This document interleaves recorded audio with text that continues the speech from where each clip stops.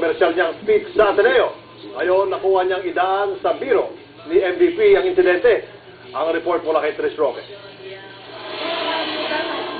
Matapos ang kanyang kontrobersyal na graduation speech sa Ateneo, sa isang graduation din muling nakita ng publiko ang businessman na si Manuel D. Pangilinan. Matatandaan na naging malaking issue ang pagkopya niya ng ilang bahagi ng kanyang speech sa graduation ceremony ng Ateneo de Manila University noong Marso. Kagabi, sa graduates ng Far Eastern University naman siya nagsalita, kung saan nagawa pa niyang magbiro tungkol sa nasabing speech.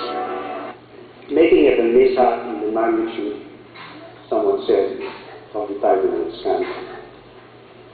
Ang sagot ko naman dyan ay ito, hindi totoo yan. Basta nag-suffer si Tiger Woods at nag-enjoy sa kanyang scandal.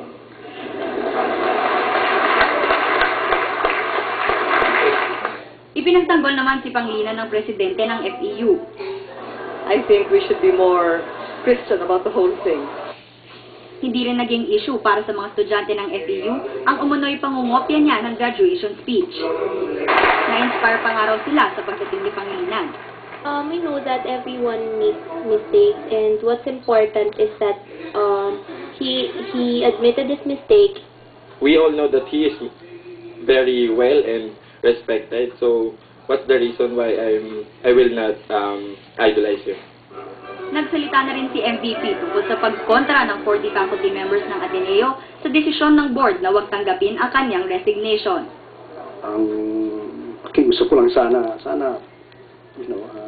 tapos na yun eh. And, ako naman, gusto ko lang manahimik. Yung malaking kahihiyang danas ko na, sana sapat ng pambayad ko yun sa kamalian ko.